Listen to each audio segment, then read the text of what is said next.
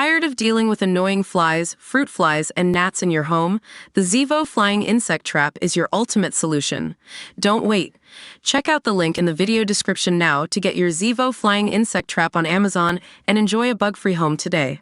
Ukrainian President Volodymyr Zelensky was cleared to use UK-supplied cruise missiles to hit targets inside Russia today as he arrived at No 10 for talks about the war against Vladimir Putin. He was greeted by Prime Minister Sir Keir Starmer with a warm hug and handshake outside No 10, where he is due to become the first foreign leader to address cabinet in person since 1997.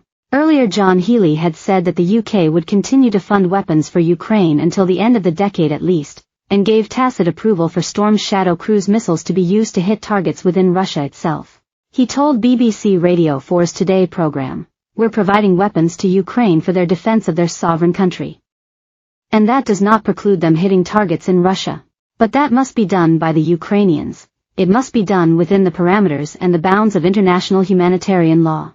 Asked whether Mr. Zelensky can hit where Russian missiles are coming from, the cabinet minister said these are complex questions and that he would not discuss the details of those sorts of things in public. "We are continuing very intense discussions with the Ukrainians because we as a country want to do everything we can to support Ukraine's effort to fight for their freedom." Sir Keir said the visit to Downing Street was a very special moment. He is the fourth UK PM that the president has dealt with since the invasion began in February 2022. In a bilateral meeting, the Prime Minister said the UK is united in our Parliament in supporting Kyiv for as long as possible.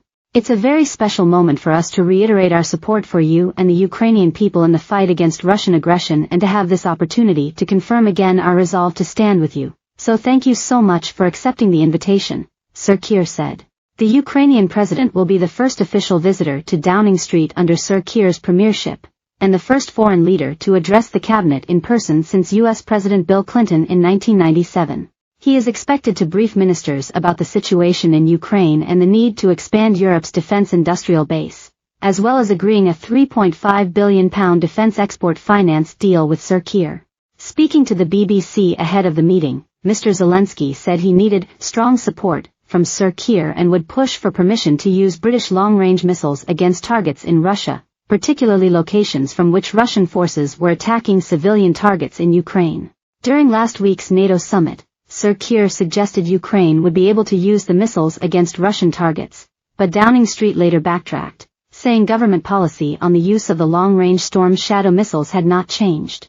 President Zelensky's visit to Downing Street follows the European Political Community (EPC) summit at Blenheim Palace, Oxfordshire, on Thursday, at which 44 countries and the EU agreed to target Russia's shadow fleet of tankers seeking to evade sanctions on Russian oil.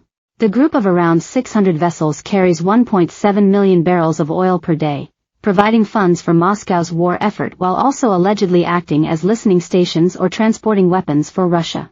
The ships are often old and unsafe, and engage in dangerous practices such as turning off their location tracking systems, increasing the risk of a serious collision. Sir Keir said, "Alongside our European partners, we have sent a clear message to those enabling Putin's attempts to evade sanctions. We will not allow Russia's shadow fleet, and the dirty money it generates, to flow freely through European waters and put our security at risk."